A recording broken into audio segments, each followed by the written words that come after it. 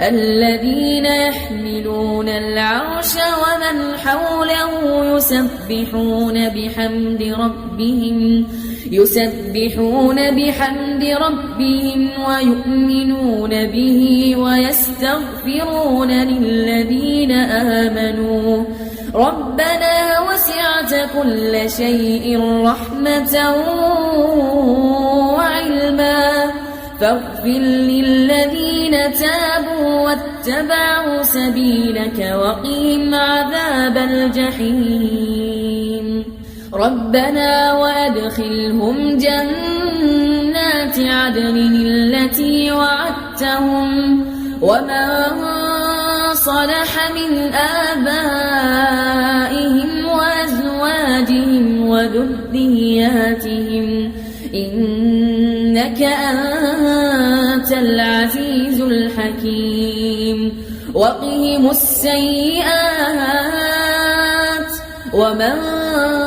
تق السيئات يومئذ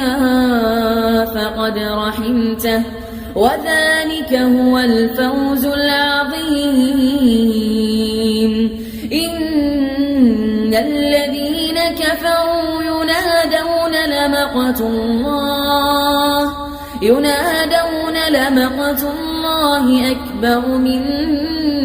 مقتكم أنفسكم إذ تدعون إلى الإيمان فتكفرون قالوا ربنا أمتنا اثنتين وأحييتنا اثنتين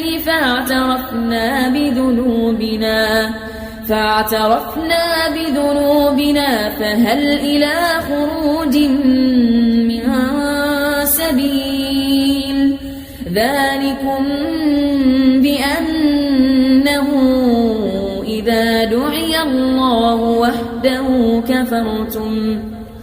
وإن يشرك به تؤمنوا فالحكم لله العلي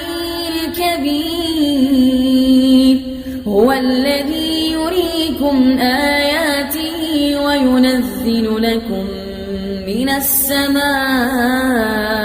رزقا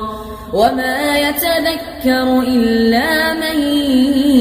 ينيب فادعوا الله مخلصين له الدين ولو كره الكافرون رفيع الدرجات ذو العرش يلقي الروح من أمره على من يشاء من عباده لينذر يوم التلاق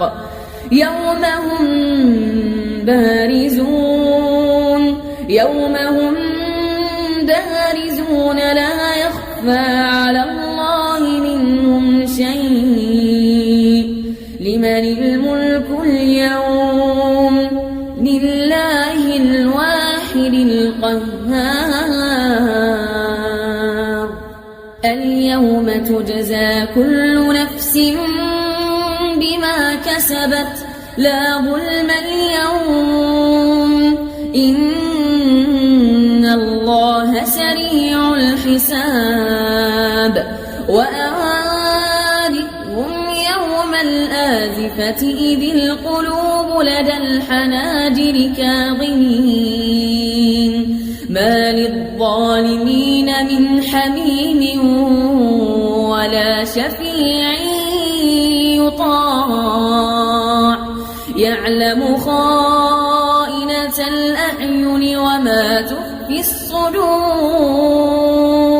والله يقضي بالحق والذين يدعون من دونه لا يقضون بشيء إن الله هو السميع البصير أولم يسيروا في الأرض فينظروا كيف كان عاقبة الذين كانوا من قبلهم كانوا هم أشد منهم قوة وآثارا في الأرض فأخذهم الله بذنوبهم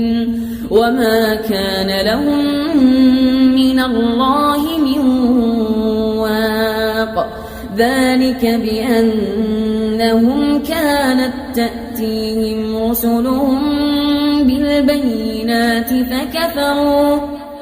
فكفروا فأخذهم الله إنه قوي شديد